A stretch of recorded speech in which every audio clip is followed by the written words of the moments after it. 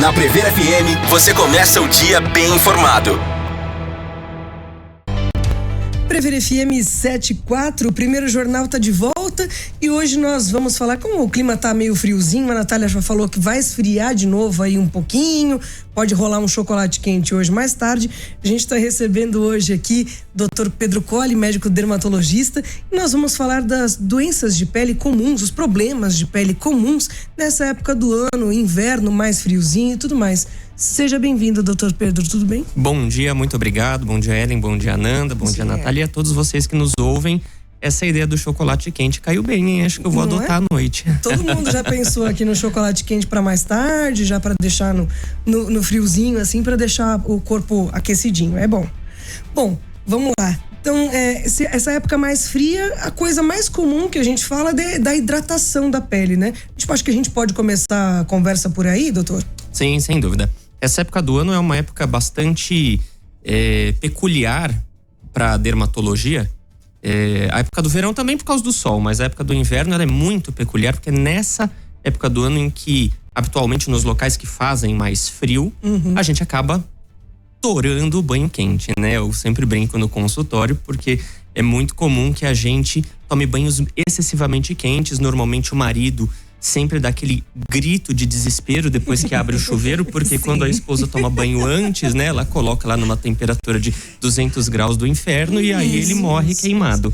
Eu costumo brincar que a gente faz canja no fogão e outra baixo do chuveiro. Isso, você coloca modo chá lá no chuveiro e aí você acaba... É uma delícia, um banho muito quente, mas o inverno tem as suas peculiaridades, além da questão desse comportamento do banho. O próprio frio ele acaba ressecando um pouco a pele, mas qual que na verdade é o grande X da questão de tudo isso? Quando a gente numa fisiologia normal da nossa pele, a gente tem uma camada de proteção na nossa pele que é uma pequena gordurinha, não é oleosidade, não é esse sebo que a gente acaba querendo tratar por conta da acne, não, é uma camada protetora que a gente chama de barreira de proteção, que envolve um lipídio, uma gordurinha, algumas bactérias e camadas específicas da nossa pele que acabam sendo retiradas com a água quente. Eu sempre costumo fazer uma analogia bastante interessante, que é o seguinte: quando a gente vai lavar, teve aquele almoço do domingo com aquele frango assado engordurado, a gente vai lavar, tirar essa gordura da travessa como? A gente vai lavar com água quente, sabão e esfregar. O banho nada mais é do que a gente lavar com água quente, sabão e esfregar, né? E isso acaba retirando a nossa gordura natural da pele. Aí todo mundo me pergunta: Pedro, mas eu tenho que tomar banho frio no inverno? Não é tomar banho frio. Nesse sentido, a gente tem que compensar um pouquinho esse comportamento do banho com algumas atitudes um pouquinho mais conservadoras. Por exemplo, tomar um banho um pouco mais rápido quando tiver aquele dia muito frio, virar essa próxima semana uma frente fria, que eu particularmente amo de paixão. Há quem não goste, mas isso aí... Eu também prefiro frio. Essa é uma discussão igual a uva passa no arroz, né? Há quem adore, há quem deteste. Sim, exatamente. Mas nesse período, quando vem o tempo mais frio, então a gente tem que primeiro diminuir um pouquinho essa temperatura do banho, né? Em segundo lugar, evitar a fricção excessiva. O brasileiro tem um hábito compulsivo de banho, né? A bucha vegetal, né? Bucha vegetal, pedra-pomes, aquelas buchinhas bonitinhas do Bob Esponja, não sei o que. Aquilo ali, se a gente fizer uma cultura de bactérias dessas esponjinhas, cresce um hipopótamo ali, porque a gente fica completamente... O banho é um ambiente extremamente colonizado, né? Então a bucha por si só, além de ser um ambiente de transmissão de bactérias, fungos, etc., ela é um ambiente uma forma de fricção e acaba potencializando essa retirada dessa barreira de proteção. Nós brasileiros, a gente toma uma média de 2 banhos por dia. Há quem tome 3, 4, há quem não tome nenhum, né? Que não é bom. Principalmente no frio. Exatamente. E os idosos, normalmente, eles detestam tomar banho no inverno, porque eles já têm uma temperatura corporal mais difícil de controle. Isso faz parte da fisiologia, mas tem essa questão do banho. E a bucha, ela é um pouco danosa, né? Países mais frios, né? Quando a gente vai para Europa, hemisfério norte, que faz muito frio, mesmo nos extremos do hemisfério sul, que são muito frios, as pessoas não tomam tanto banho assim. Então Isso é uma característica do brasileiro. O brasileiro adora um banho, né? Se for de rio e de piscina, então melhor ainda. O brasileiro é muito higiênico. É muito higiênico. Bom, então a gente falou a princípio então do banho quente. Inclusive, o doutor falou do diminuir a temperatura do banho e diminuir o tempo é bom também, que já economiza também na conta de luz, né? Sem dúvida, é conta de luz, conta de água, economiza nas brigas em casa, né? Tá demorando muito no banho, aquela coisa toda. Mas o banho, ele tem mesmo essa característica. E uma outra coisa que eu não mencionei, não é tanto hábito do brasileiro ter banheira em casa, né? A banheira, ela é um outro mecanismo, a imersão, a gente fica 100% do tempo dentro da água. Tanto que a gente sai até murchinho, né? Nas extremidades da ponta do dedo. E isso é muito ruim. Também é que a banheira, ela fica mais restrita a alguns grupos socioeconômicos ali que tem, né, condição de ter banheira. Mas o banho, naturalmente, é uma coisa bastante danosa. E existem algumas faixas etárias que, como eu estava citando do idoso, não é só o idoso que sofre mais na época do inverno, né? O idoso por si só, ele já tem uma pele muito fininha, tem aquela tendência a ter uma descamação, normalmente fica roxo com facilidade, é aquela epiderme muito fininha. E isso, naturalmente, a pele fina vai ter uma barreira de proteção mais fina. Então é muito comum que o idoso já, por uma condição da idade, tenha uma pele muito ressecada, fica com parece aquela descamação, parece um farelinho, uma farinha, né?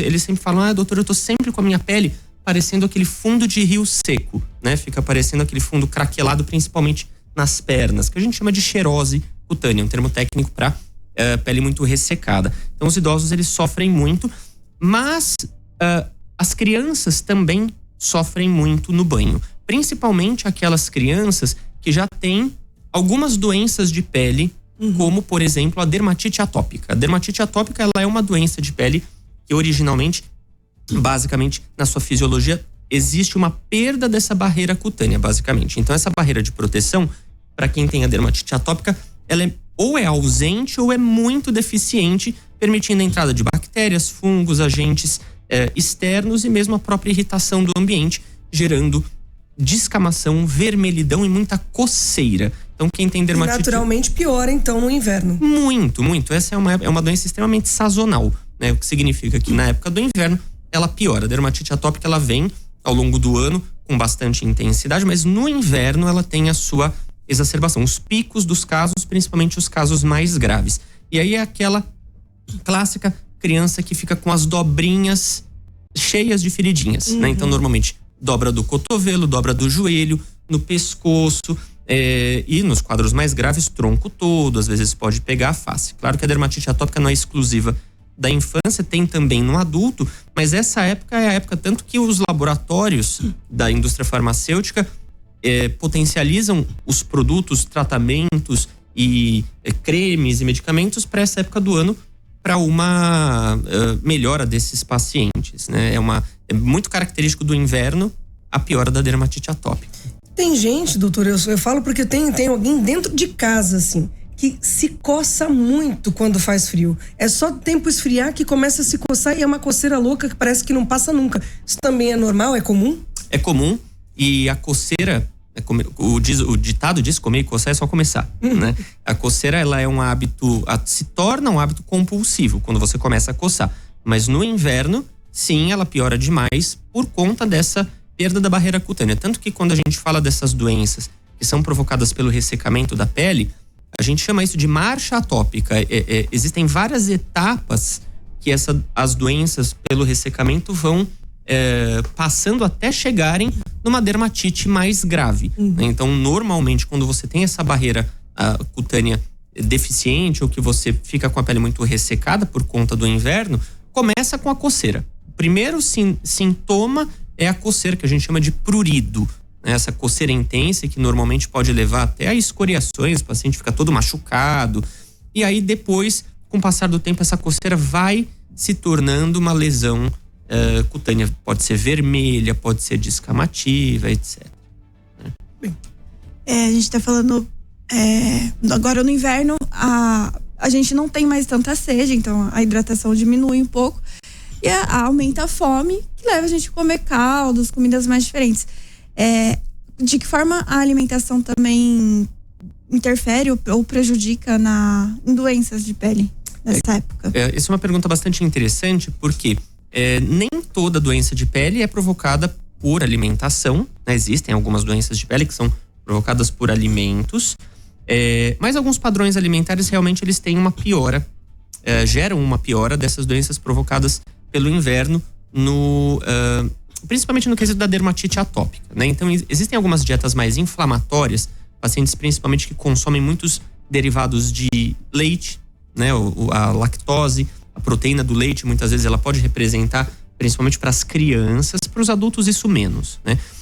Existem algumas dietas mais inflamatórias à base de muitos carboidratos, existem algumas doenças específicas que vêm desse metabolismo dos carboidratos, algumas doenças inclusive autoimunes, né? E que pioram com o ressecamento da pele, né? Você já deve ter ouvido falar no glúten, na doença celíaca. A gente tem uma doença chamada dermatite herpetiforme, que é provocada pelo glúten, né? É uma doença autoimune, entre aspas, uma alergia ao glúten, mas que no inverno, por conta do ressecamento da pele, isso acaba um pouco por causa da coceira, né? Mas não existe assim um alimento que eu vou dizer para você, olha, esse alimento vai fazer a sua pele piorar durante o inverno. Agora o que acontece sim é que a gente hidrata menos, isso sim. Claro que a hidratação da pele ela não vem simplesmente do hábito de ingerir água. O hábito de ingerir água ele é muito importante para o metabolismo, principalmente dos rins, para o nosso sistema cardiovascular, né?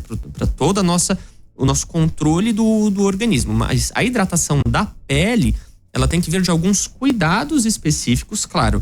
Ingerir bastante água, evitar os banhos quentes, mas principalmente com as hidratações específicas. Os hidratantes específicos para doenças de pele, eles são muito interessantes porque não é simplesmente a água entrar na pele. A gente falando de uma pele ressecada, fica parecendo que a gente é o quê? Um bacalhau, né? Que você tá ali completamente ressecado. Não é isso. A pele, ela precisa sim da hidratação, mas ela também precisa da sua barreira cutânea preservada, da sua proteção, aquela camadinha inicial que nós dissemos. Isso vem com os hidratantes e produtos específicos. Falando dos hidratantes, então, tem gente que fala que não se deve usar hidratante de corpo no rosto. Existe realmente isso ou não necessariamente? Ele pode ser usado? Podem, com algumas ressalvas. Existem diversos produtos no mercado. Se você entrar lá na prateleira né? É maior a prateleira de dermocosméticos na farmácia do que propriamente a de medicamento. Existem diversos produtos, uma gama enorme, e aí você vai ter os produtos que são para peles mais oleosas, para peles mais ressecadas, para peles mais irritadas. De uma maneira geral, os hidratantes eles têm uma base comum, e aí vai ter um ativo ou outro que vai variar para rosto para corpo, etc. Mas de uma maneira geral, você pode utilizar todos os hidratantes para todas as áreas, com algumas considerações. Primeira delas, existe uma diferença muito grande, que é o que eu cito no consultório sempre, que existem aqueles produtos que são dermocosméticos, que são produtos dermatológicos para tratamento, e existem os dermocosméticos. Então são produtos diferentes. Aquele produto para tratamento é um medicamento na forma de um creme, de uma pomada, de um sérum, loção, enfim.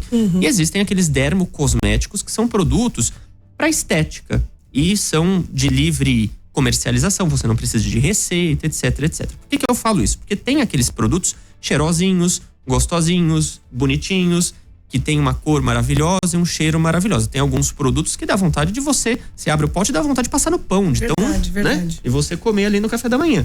E esses produtos que são com cheiro e com cor, eles devem ser evitados, principalmente para os pacientes que têm alguma doença de pele. Porque na composição desses produtos, hidratantes, sérums, etc., habitualmente existe alguma molécula do odor ou da cor ou mesmo do veículo que está ali dentro que pode ser mais irritativo para a pele. Isso acaba, num segundo momento, ressecando mais a pele do que propriamente hidratando. Existem muitos produtos, vocês mesmas já devem ter testado, aquele hidratante que você passa, você tem vontade de lavar a mão depois, né? Porque ele parece um sebo. Parece que você não consegue pegar mais nada na mão. Nada, exatamente. Ele fica muito impregnado, né? E normalmente é um hidratante mais espesso, realmente, né? Até para essa época do ano, percebo até essa diferença. Os hidratantes que dizem ser mais recomendados para essa época do ano são realmente esses mais grossinhos, esses mais espessos. Eu não digo nem que a mão fica nesse estado, mas que realmente, em teoria, promovem uma proteção maior para a pele. Exatamente. Os hidratantes mais espessos, quando você pega um creme, quase uma pomada. Uma pasta, né? Quase. Uma pasta bem espessa. Por que esses hidratantes normalmente são mais espessos? O que faz um hidratante ser mais fininho, né? Que a gente fala, outro mais espesso. É a quantidade de lipídios, a quantidade de gorduras, né?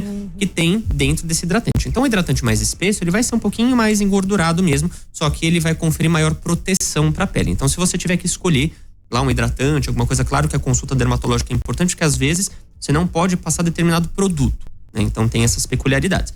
Mas de uma maneira geral, aqueles hidratantes mais espessos são melhores para os dias muito frios, principalmente se você for utilizar aquele produto para você deixar na pele à noite ou durante um dia inteiro. Se for uma coisa mais ali pontual, pode ser um hidratante mais fininho. E uma coisa muito importante, só voltando a essa questão da hidratação da pele, é que quando a gente toma o banho, a nossa pele, ela fica, vamos dizer assim, entre aspas, mais aberta, mais porosa. É nesse momento, até 30 minutos após o banho, que a gente acaba desidratando um pouco mais, porque é quando o sabão, a água quente retirou aquela barreira de proteção. Então, o hidratante, ele deve ser aplicado até 30 minutos. O momento ótimo da aplicação de todo o hidratante, principalmente em algum momento do dia, é até 30 minutos após você tomar um banho, principalmente nos dias mais quentes. E ele deve ser reaplicado quantas vezes por dia? Depende da demanda. Pacientes que têm peles muito ressecadas, você pode aplicar 3, 4 vezes por dia, né? A gente às vezes até sabe da criança que tem dermatite atópica porque ela anda parecendo um pinguinzinho na escola, né? Que ela não quer se colar nos coleguinhas, então ela fica toda assim, né? Parecendo que tá grudando, porque a criança detesta, coitada, ficar passando hidratante, né? Fica com o corpo todo lambecado de pomada e tudo mais. E depois vai brincar na areia, ela vira um croquete.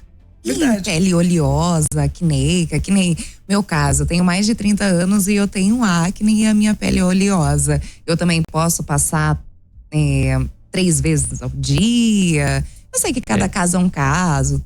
Deveria, né? Mas isso é uma pergunta muito importante, porque quem tem a pele do rosto oleosa não significa necessariamente que a pele do corpo seja oleosa. Então existem muitos pacientes, por exemplo, com dermatite atópica e acne, né? Que possuem algum quadro de ressecamento da pele global do corpo e possuem espinha, que é um status mais de pele um pouco mais ressecada. Isso é uma associação de pele um pouco mais oleosa, né? Acne. Então é uma associação relativamente comum. E aí você não deve realmente misturar as duas coisas, porque uma pode piorar a outra. Se você usa um produto muito secativo para uma pele oleosa, você pode piorar a dermatite atópica no rosto. E aí, se você usa um hidratante muito intenso no rosto, você pode piorar a acne nesses pacientes. São quadros bem difíceis, aquele famoso cobertor curto, né? Que você puxa de um lado, aparece o outro. Você puxa aqui para cobrir, aparece o pé, né? Resolve um problema de um lado, cria do outro. Exato. E aí, nesse sentido, você tem, sim, produtos que são específicos, às vezes medicamentos específicos que precisam ser indicados por via oral, ou às vezes até medicamentos injetáveis para tratamento dessas condições, né? E aí, realmente, você não deve ficar utilizando no rosto hidratação, né? Principalmente para quem tem acne. Agora são 7h22, nós vamos a um rápido intervalo. Você que está aí acompanhando, nós estamos conversando com o médico dermatologista Dr. Pedro Colli. Estamos falando de problemas, de doenças de pele, principalmente no inverno. Então, se você tiver a sua dúvida, pode mandar aqui pra gente no nosso WhatsApp 3440 1009 e a gente já volta. Prever FM 725, estamos de volta hoje conversando, recebendo aqui o Dr. Pedro Colli, médico dermatologista. Estamos falando de doenças, de problemas de pele e tudo mais. A gente estava falando aqui nos bastidores algumas coisas, mas se você tiver a sua dúvida aí também, pode mandar no 3440 1009. Dr. Pedro Colli, e as doenças mais comuns de inverno, além da dermatite atópica, que pode ser piorada nessa época, quais são as doenças mais comuns de surgirem? Bom, a dermatite atópica realmente ela é o ganhador, o número 1, mas outras condições relacionadas também ao ressecamento podem acontecer, como por exemplo, a gente chama de prurido asteatósico. Que nome feio é esse? É basicamente uma coceira relacionada ao ressecamento. Então o paciente fica se coçando, se coça em tudo quanto é lugar, no canto da porta, com reguinha, com mãozinha, com faca da cozinha, com uma série de coisas. O pessoal se coça assim ininterruptamente, é agoniante. Aqueles ressecamentos nas pernas. E existem várias doenças provocadas, inclusive com a associação de outras doenças. Pacientes que têm a pele muito ressecada e, por exemplo, possuem varizes. Na época do inverno, isso pode piorar, porque as varizes, elas habitualmente, quando possuem um quadro menos controlado, em alguns pacientes com uma predisposição, podem gerar alguns quadros de dermatite por conta das varizes. E quando isso está associado a um ressecamento da pele intenso, isso pode ser piorado no inverno. E aí você tem aqueles pacientes, não sei se vocês já viram, principalmente idosos que têm feridas nas pernas, provocados pelas varizes, enfim. Isso pode ser exacerbado no inverno, né? E existem, junto com esses quadros cutâneos, os quadros alérgicos, respiratórios, como rinite, asma. Isso tudo vem muito relacionado. Pacientes que têm rinite, asma, que ficam lá o dia inteiro com aquele nariz escorrendo, com o olho coçando. Eu mesma. Nossa, pioram. Assim. Exatamente. Você olha, não tem um que não dá uma fungadinha, né? Você tá em algum ambiente. Eu nessa época do ano costumo ficar, inclusive, com o rosto vermelho de assado, de tanto coçar e esfregar a cara toda que coça. Muito bem lembrado. Uma outra circunstância bastante comum é a dermatite seborreica. A dermatite seborreica, que as pessoas conhecem popularmente como caspa, ela pode ser gerada em várias áreas do corpo, mas principalmente naquelas áreas que a gente tem mais glândula sebácea. Por isso que o nome se chama dermatite seborreica. O que é a glândula sebácea? É a glândula de oleosidade. Então a gente tem muito no couro cabeludo, na face, nessa região anterior do tórax. A dermatite seborreica, ela começa com aquela vermelhidão, aquela descamação normalmente. Muitas pessoas vão se identificar aqui na sobrancelha, que fica vermelhinha descascando, ao redor da asa do nariz, que fica vermelhinho descascando, atrás da orelha, ao redor da boca e no couro cabeludo. No couro cabeludo, isso piora demais com os banhos excessivamente quentes, porque o banho muito quente, ele estimula o nosso couro cabeludo a ficar um pouco mais vermelho, a ter vasodilatação e a produzir um pouquinho mais de oleosidade. É um efeito rebote da nossa pele. Quando aquece demais, ela fica um pouquinho mais intensa. E aí o paciente vem com o couro cabeludo todo vermelho, descascando, a roupinha preta fica toda, né, cheia de caspa e coça demais. Existem quadros de dermatite seborreica que são incapacitantes. As pessoas ficam realmente muito mal, às vezes incha até a pálpebra. Uma outra condição que pode ser piorada no inverno é a rosácea. A rosácea, isso que você falou, que fica com o rosto muito vermelho. Claro, não é o rosto vermelho, não é uma condição sine qua non de rosácea, não significa que o paciente tem rosácea, mas é uma das características. O que é a rosácea? É uma vasodilatação muito intensa, entre outros sintomas, e que gera uma vermelhidão muito importante na região da testa, queixo e região das bochechas. E às vezes pode vir acompanhada com umas bolinhas, simulando acne, simulando espinha. Aqueles pacientes com uma rosácea mais intensa, tem aquele nariz muito vermelho, aquele nariz batatudo. Pensa assim, numa pessoa bem polacona, bem branquelona, de olho claro, aquele alemãozão com nariz batatudinho vermelhinho. Isso é uma rosácea. Opa, tava aqui no meu celular, desculpem. E a rosácea, ela piora com chá quente, café quente, bebidas muito quentes. Você que tinha falado dos caldos, das sopas, etc. Isso piora bastante com o inverno, porque esse calor que emana dos caldos, né, ele acaba fazendo vasodilatação.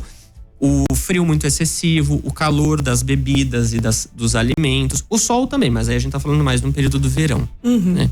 Inclusive, falando de sol, no inverno a gente deve continuar passando protetor solar? Com certeza. Inclusive, por exemplo, países que têm clima muito frio, né, possuem uma incidência grande também de câncer de pele. Por exemplo, na Suíça, onde eu fiz uma parte da minha especialização, existe uma incidência muito grande de melanoma, porque eles são uma população que tem uma pele muito clara e ficam expostos um pouco à radiação solar, e principalmente da reflexão dessa radiação solar da neve, quando eles, né, estão nessas circunstâncias. Então tem uma incidência alta do melanoma, e não é porque a gente está no inverno que o filtro solar ele não deve ser aplicado.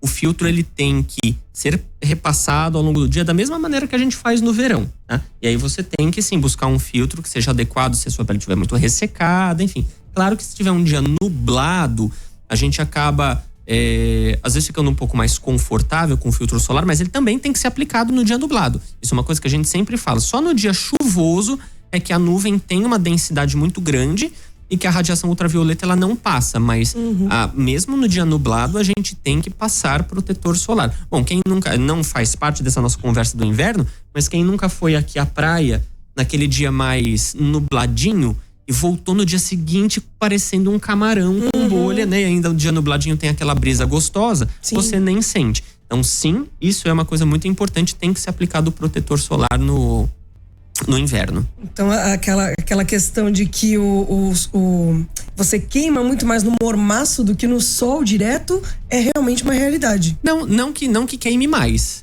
né? A radiação ultravioleta, quando você tem o sol aberto, queima mais mesmo. Tá. É que no mormaço a gente fica mais o quê? Confortável, né? Você fica ali, não vai acontecer nada.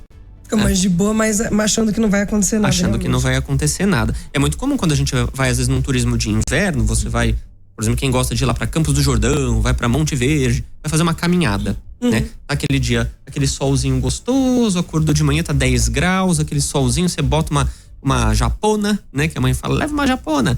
E aí você vai fazer a sua caminhada. Quando volta, tá aquele nariz vermelho, aquela bochecha vermelha. Você teve uma queimadura solar. Né? Até mesmo com luz artificial? Eu esqueci o nome desse tipo de luz agora, mas LED? De LED também precisa, né? A luz artificial, não. A luz artificial não, você não vai ter dano ao seu DNA, você não tem radiação ultravioleta. Tanto que esse é um tipo de luz que a gente chama de radiação não ionizante. Ela não vai gerar tipo câncer de pele, mas dependendo da intensidade da luz artificial, você pode piorar algumas outras condições, como melasma, por exemplo. Daí são aquelas manchas que tem no rosto, etc. Que a paciente, dependendo da intensidade luminosa, claro que não é a tela do computador, né? E eu tinha um paciente que brincava que ele detestava o frio e quando chegava o inverno, ele colocava o fundo de tela um sol bem ensolarado para ele passar filtro solar. Pra ter motivo para ter um motivo para passar o protetor solar. Mas brincadeiras à parte, essa luz ela não vai gerar câncer de pele, mas ela pode sim provocar envelhecimento cutâneo. Isso sim, existem alguns estudos que falam um pouco da luz artificial, mas não nada comparado à radiação ultravioleta, né? Uma outra coisa importante da gente citar, quando a gente vai falar só voltando a essa questão do banho, e isso é uma coisa sempre importante de eu citar, que não é todo sabonete, inclusive, que a gente deve utilizar, tá? Os sabonetes, eles têm que ter aquele potencial mais hidratante. É muito comum, eu sou de São Paulo, e lá em São Paulo a gente não tinha, né, tanto essa cultura, pelo menos da minha geração. A geração do meu avô, sim, fazia muito sabão em casa. Mas aqui no interior ainda se tem um hábito muito comum de fazer sabão em casa. Sim. E como que faz o sabão em casa? Quem não conhece, cada um tem a sua receita específica, mas você pega uma gordura, normalmente aquela gordura saturada, da fritura, de algum cozimento, você deixa lá, retira aquele sobrenadante dos resíduos e adiciona soda para fazer uma reação de saponificação e você gera um sabão. Esses sabões, claro, hoje em dia muito poucas pessoas se banham com esse tipo de sabão. Já houve época em que as pessoas se banhavam mais com esse tipo de sabão. Hoje usam mais para lavar roupa ou para algum uso mais domiciliar. Mas qual é o problema desses sabões caseiros? Você tem normalmente na proporção, como você faz isso numa coisa em casa, sempre fica às vezes sobrando um pouco de soda na composição, soda livre, né? E aí você começa a fazer a reação de saponificação com a gordura do seu próprio organismo. Então você vira um sabão, né? Nossa. E aí você começa a ter os quadros de dermatite, muito ressecamento por conta dos sabões caseiros. Outra coisa que as pessoas adoram, sabonete de glicerina. O sabonete de glicerina, para quem tem um quadro de dermatite, ele não é muito indicado não, porque a glicerina, a gente confunde muito porque ela é muito escorregadia, né? Se pegar o sabonete de glicerina, se você se atrapalhar ali, você nunca mais caça ele, né? Você vai parar lá no vizinho. E a glicerina, ela escorrega muito, mas ela não é tão hidratante. A molécula da glicerina, às vezes, se você não se enxaguar bem no banho, fica um residual. Sabe esse sabonete que a gente usa de banheiro, quando vai e você às vezes não enxágua na pressa, não fica branco? Sim. Só quando o sabonete ele seca? Exatamente. O que acontece com isso? Ele vai roubando a água da sua pele aos poucos. Tá? Então o sabonete de glicerina, ele não é muito recomendado nessas circunstâncias. O ideal são esses sabonetes mais hidratantes, sabonete de aveia, de leite, né? Esses sabonetes. Isso tanto para o corpo quanto para o rosto. Isso mais pro corpo. Pro rosto, aí a gente vai precisar de sabonetes mais específicos. Glicerina não. O de glicerina, normalmente, nós não recomendamos. Ele é ótimo pra você dar de presente. Ele é bonitinho. É lindo, Ele é tem todas as cores, parece uma caixa de lápis de cor, né? Você abre lá, olha só que beleza, mas em termos dermatológicos, ele não é muito recomendado, não. Ele é bom pra deixar na gaveta, embaixo das roupas. É bom que deixa a gaveta cheirosinha. A roupa cheirosinha ali. Sem dúvida. Faz a vez da naftalina. Mas tem também aqueles sabonetes com alguma coisa específica na composição. Sabonete de enxofre, por exemplo. Sim. Ele tem alguma recomendação benéfica realmente para a pele? Sim, esses sabonetes aí a gente fala de linhas de tratamento, né? Todos esses produtos como shampoos, cremes, loções, sabonetes, eles têm um que a gente chama de um veículo base, que é aquilo que ele se predispõe, né? Ele é um creme hidratante, ele é um shampoo ou ele é um sabonete. Então ele vai ter essa função primordial. E aí quando você tem um tratamento, ele vai ter um ativo específico para essa linha de tratamento. Então, por exemplo, um sabonete com enxofre, né? Existem várias moléculas, aí, vários sulfatos nessa composição, mas, por exemplo, o enxofre, ele é mais para a linha do antisséptico, né? Então ele vai tratar mais casos como acne, como algumas infecções fúngicas nas costas que a gente pode ter, enfim. Os sabonetes, por exemplo, com cloroexidina, existe um ativo que se chama cloroexidina, triclosan, enfim, que são antissépticos também, não só o enxofre. E aí você vai utilizar para quadros pacientes que têm alguma colonização ou algo que precisa tratar alguma bactéria, por exemplo, né? A mesma coisa os shampoos. A gente pode ter um shampoo que seja um shampoo cosmético ou um shampoo que seja um veículo para você introduzir algum medicamento no couro cabeludo. Você tem, por exemplo, os shampoos com corticoide, quando você vai tratar uma dermatite seborreica do couro cabeludo, uma psoríase do couro cabeludo, uma outra condição no couro cabeludo, você precisa daquele medicamento e não dá para você passar um creme, por exemplo. Então, todos essas linhas de tratamento vão ter um veículo ali, aquele ativo que se predispõe a tratar determinada coisa. E aí é uma cartela, um universo gigantesco de marcas, produtos, ativos. Dermatologia é muito rica nesse aspecto. Esses produtos também de vitamina C, eles realmente são benéficos? Sim, a vitamina C é sempre uma discussão bastante importante, porque a vitamina C, ela tem um potencial muito legal antioxidante, né? Ela tem até um potencialzinho de hidratação interessante, mas a vitamina C ela tem que ser vista com um pouco de cuidado, porque ela tem um caráter mais ácido, né? Por ser a vitamina C, é o ácido cítrico, que vem normalmente da laranja, do limão, né? Que a gente conhece a vitamina C. Não é isso que é adicionado, existem várias moléculas que às vezes liberam a vitamina C, mas para quem tem uma dermatite, por exemplo, ela pode arder muito, em primeiro lugar. Então a vitamina C ela tem que ser vista com uma certa cautela. Às vezes quem tem uma dermatitezinha ou tal, não deve passar esse tipo de produto, porque pode provocar ardência, em primeiro lugar, né? Em segundo lugar, a vitamina C, ela gera muita acne. Ela é muito comedogênica, que a gente fala, gera muito comedão. A vitamina C, ela tem um potencial de obstruir um pouquinho o poro ali do folículo e gera cravo e secundariamente gera acne. Então, para quem tem uma pele acneica, a vitamina C, ela não é muito bacana. A vitamina C, na verdade, ela é muito difícil, né, de você lidar com ela na indústria farmacêutica, porque quando você compra um ativo com vitamina C, a pessoa fala, nossa, agora eu vou arrasar na vitamina C, né? Mas ela oxida muito fácil no ambiente. Então, normalmente, aquele frasquinho que você está utilizando, se ele estiver aberto há muito tempo, você já nem tem a vitamina C mais ali, né? E as pessoas a gente falou dos tipos de pele diferentes, mas também nas cores de pele, né? As pessoas com peles negras ou até com vitiligo, de repente, as condições, os cuidados no inverno são os mesmos? Olha, alguns que a gente chama de fototipos, esse é um termo técnico que a gente utiliza. O fototipo é a classificação de acordo com a quantidade de melanina que a gente tem na nossa pele. Eu acho muito interessante esse termo fototipo, porque é um termo técnico que não ofende ninguém. Sim. Né? Eu perfeito. acho isso muito, eu gosto muito desse termo, porque a gente fala tecnicamente, sem nenhum viés. E o que é o fototipo? Quando a gente fala, o fototipo ele vai habitualmente de 1 ao 6, né? Então, 1 é aquela pessoa que nunca se bronzeia, sempre se queima. E o fototipo 6 é aquela pessoa que nunca se queima, sempre se bronzeia, né? E aí você tem essas variações do 1 ao 6, que a gente vai classificar hoje, né, nas classificações políticas, como o pardo, né, o branco, o negro, o preto, enfim. Aí você existem, principalmente nas populações miscigenadas, você tem principalmente o Brasil. O Brasil é um dos países que mais tem variações dos fototipos.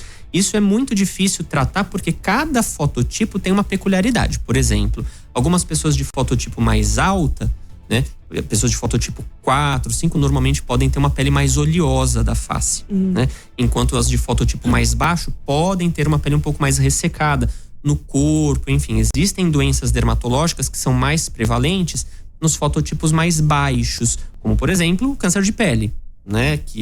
Então, realmente, você tem uma variação muito grande de acordo com o fototipo. Essas doenças autoimunes, como vitiligo, por exemplo, você vai ter uma incidência até que a mesma aí, de acordo com os fototipos, mas é que no fototipo mais alto ela aparece mais. Então, ela acaba sendo um pouco mais, entre aspas, impactante para os pacientes socialmente, esteticamente, a questão da autoestima, né? Mas sim, existem, e principalmente a gente sabe, né, infelizmente no Brasil, no mundo de uma maneira geral, os fototipos mais altos normalmente são populações economicamente menos privilegiadas. Isso, infelizmente, a gente sabe que é uma realidade global.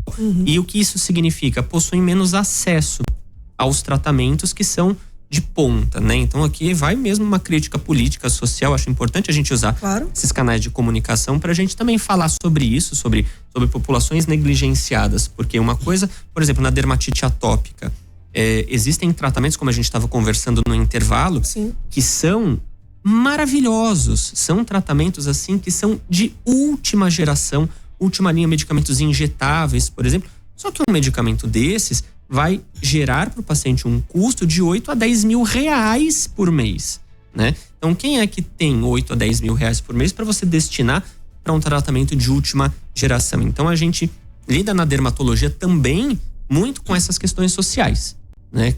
Com o acesso do paciente àquele tratamento. Muitas vezes é um tratamento tão simples e às vezes a pessoa não pode nem adquirir um tratamento que é muito simples. Falando desses tratamentos, então, o que tem de mais mais atual, digamos assim, nos cuidados com a pele, e o que vem por aí também? Se a inteligência artificial, inclusive, nos ajuda tanto na descoberta de doenças e curas de novos tratamentos e tudo mais, tá havendo isso na dermatologia também? Sim, sem dúvida, e talvez a dermatologia seja uma das especialidades que mais busque essas novas tecnologias, porque quando as pessoas falam de dermatologia, todo mundo já pensa na estética, na toxina botulínica, no preenchimento, mas a dermatologia é a especialidade na medicina que mais tem doenças.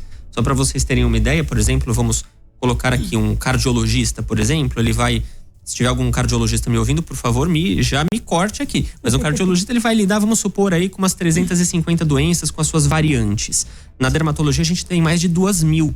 E são muitas doenças e é uma especialidade muito difícil. Então, se necessita de muita tecnologia para você tratar essas doenças específicas. E hoje, a gente tem um grupo de medicamentos chamados imunobiológicos. O que são isso? São moléculas que elas são produzidas normalmente por outros organismos e que têm uma atividade no nosso sistema imunológico. Esses imunobiológicos, eles são utilizados para várias doenças, como doenças autoimunes, que são muito comuns na dermatologia, como psoríase, como vitiligo, como a dermatite atópica, que não é uma doença autoimune, mas é tratada como uma doença inflamatória ali com esses imunobiológicos. E exatamente são desses medicamentos que eu estou falando que custam, às vezes, 1.000, 2.000. Tem medicamentos para outras doenças que chegam a custar 25 mil reais uma dose.